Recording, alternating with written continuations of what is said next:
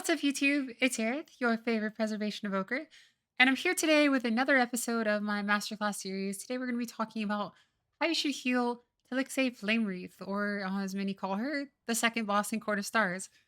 She is currently the hardest boss in Court of Stars, and boy, is she a wall on Tyrannical. I get a lot of messages all the time from random players asking me, hey, how do you heal the second boss in Court of Stars? I'm really struggling. I feel like my team just kind of bleeds out at the end. I just run out of gas and I don't know what to do. So today I wanted to talk to you about what I do and in general what you can do into heavy sustained rot damage because that is of course exactly what this fight is just sustained rot damage. And we're actually very good at countering that as evokers. Before we get into the specific strategies, how you can counter this type of damage profile though, make sure that you are following and subscribed to my YouTube. Make sure that you're following my Twitch. You can probably find me streaming right now at twitch.tv/eyelashtv. I'm always happy to have new people joining the Big Hearts Club and becoming a part of the family. I'm really anxious to get to meet you, and I hope we'll get a chance to hang out. Yeah. And before we get into it as well, I did injure my back yesterday. I was making a diorama for my friend in real life, and then I did some Razageth prog, and the prog was stressful, and I think I twitched sort of funny at one point, and yeah, I pulled a muscle. So if I grimace or like or something like that, don't worry, I'm totally fine. It'll probably go away on its own. But yeah, let's get straight into it.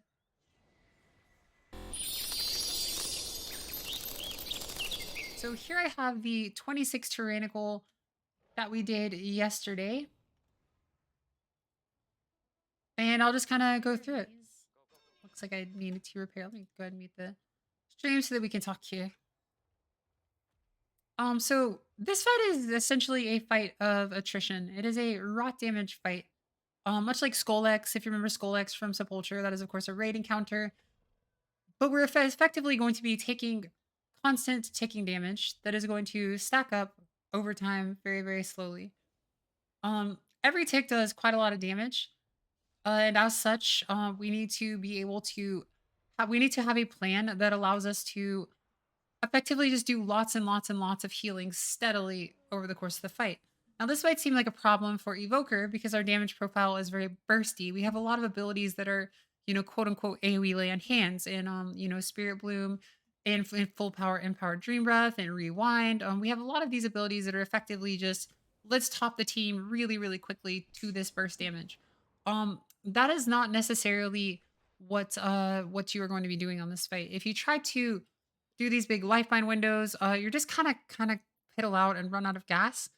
And so I've kind of come up with a different alternative strategy on how to heal this fight.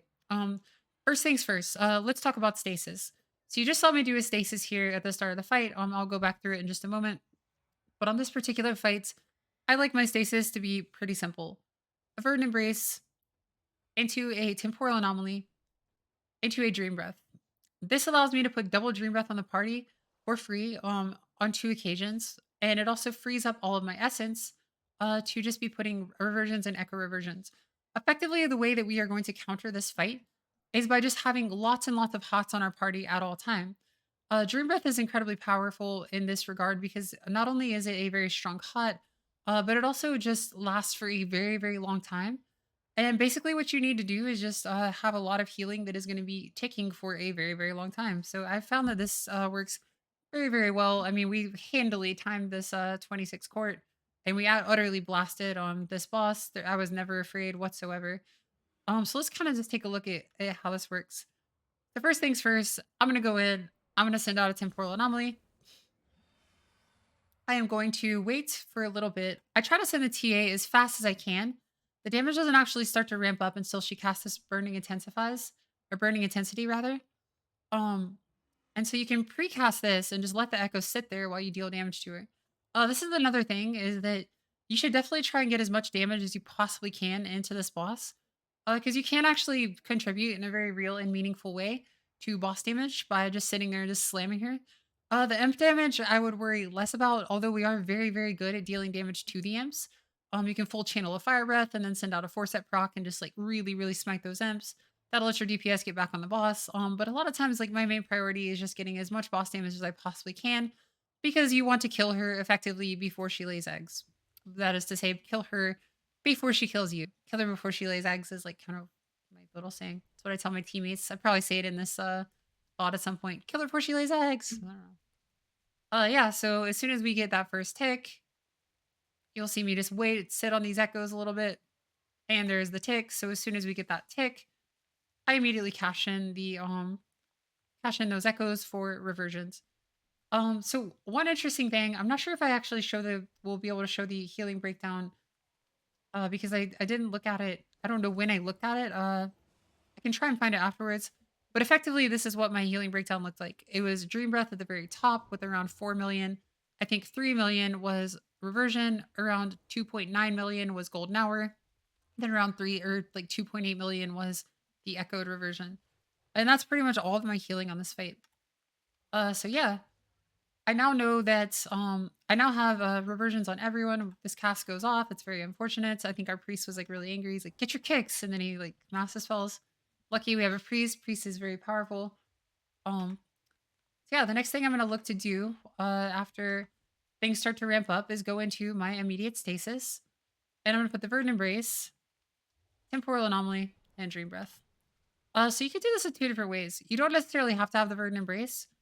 You could just go Verdant Embrace, then Open Stasis, then Temporal Anomaly, then Dream Breath, and then Spirit Bloom, and also have the Spirit Bloom inside. But I find that when I'm like echoing lots and lots of reversions and echoing lots and lots of Dream Breath, I don't necessarily need the Spirit Bloom. And you'll see that like I actually don't cast it for quite a while into this fight. And I don't really cast it a ton in this fight in general. Just because it overheals a lot. It takes a long time to cast, and that time could just be better spent echoing lots and lots of reversions. The most important thing that you can possibly be doing, as you see, I will just send this off cooldown. Every time you have Temporal Anomaly, send it and then refresh your reversions. You'll get a lot of golden hour healing when you do this. It'll also ensure that your uptime is incredibly high. And yeah, just good practice in general. So here you're gonna see those dream breaths falling off. I'm watching very closely and I realize that the dream breaths have fallen off. So I immediately release the stasis. And we're back in the same position we were, where we have double dream breath and lots of reversions. And so here you'll probably see me spending my essence. There we go. And I'm just like putting a hard casting the echo reversions and putting my reversions onto everyone here. Probably see me cast this other reversion soon. Yep, there it is. And this is effectively the name of the game. Can you keep double dream breath, double reversion on your party? How good can your uptime actually be? It actually turns out that your uptime can be pretty high. Here you'll see again that once again, as soon as the double dream breaths fall off, I can just put them right back on. And then I have plenty of echoes to just put natty reversions on everyone and echo reversions on everyone. And so here we are, the boss is at 44%, and we have had 100% uptime of all 4 hots on everyone. We still have not cast a single Spirit Bloom.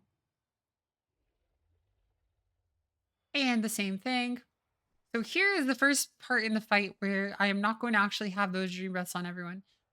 So this is pretty important. The spaces where you cannot have double dream breath and double reversions on your party, that is when you start to look into using your cooldowns. Here I could have chosen to Zephyr.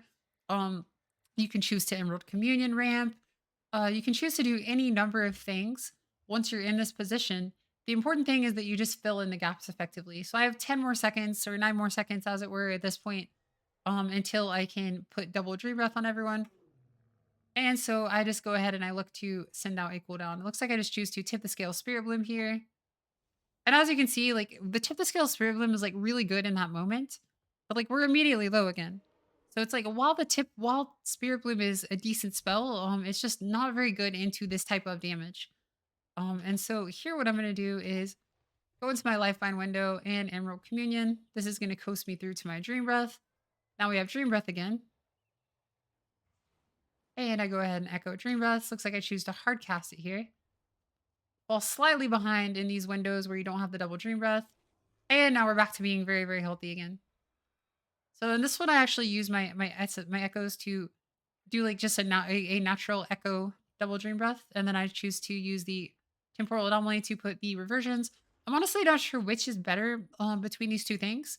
I think they're both quite good, and it's really up to you. You could still get full golden hour value whether you cast the reversion off of a temporal anomaly or if you cast it off of a regular echo. It's possible that using the regular echoes for Dream Breath is better and using the temporal anomalies for reversions is better. But I think that they're both good in this particular spot. And there we go. So one thing I do want to point out, I did make a slight mistake here. I am actually like sort of I'm like sort of new to this particular approach to this boss. I think it is insane. It's very, very good. So I'm still tweaking things slightly. I believe, let's double check here. Well, no, I guess Stasis was not going to line up perfectly there. So maybe that is still a mistake. Maybe I should have tried to find a way to make sure that this second Stasis that I use lines up perfectly with Dream Breath. I think I could have delayed by maybe about 10 seconds and gotten the same stasis the second time as I got the first time. That's probably actually correct because I could have chained the Emerald Communion into a rewind into a Zephyr while waiting on Dream Breath to come back and then use the stasis to get double Dream Breath inside of that stasis. Regardless though, at this point, things are going pretty well. We still do have the rewind in our back pocket. I never actually end up using it. Um, yeah, we're looking pretty good. Call for a rally here. Cast a Spirit Bloom. Looks like we get the rally. And we're just going to do the same thing. Well, looks like I forgot to, I think at this point I'm like looking at the boss's health and I'm like, well, she's almost dead and I'm trying to do as much damage as I can. I should have cast this temporal anomaly and then echoed Dream Breaths. But again, all's well that ends well. We do kill the boss. This is kind of a funny little ending to this story. I was, so concerned with the boss's health and like trying to deal damage here at the end because like the last little bit she can ramp up so much that like actually walk into the fire. This is also right after I had injured my back, the same injury that I'm dealing with right now. But yeah, that's effectively how I heal this boss. And I think it's the way that you should heal this boss. If you do this, you will be very successful. And yeah, I think this is also just a good general thing to have in your toolkit because in the future there will be other rot fights. There's a lot of different types of damage that we play into as healers, and I think one of the things about improving is understanding the type of healing that you need to do. And one of the best things about Evoker is that we have an answer for literally everything. We have an answer for massive burst damage. We have an answer for rot damage, as I'm showing you right now. We have an answer for massive single target healing. We have an answer for literally every single problem that the game presents to us. It's just a matter of being clever enough to figure out how to use our spells so that we can do the kind of healing that we need to do. Yeah. So with that, I guess I will go ahead and hop over to my hanging out screen.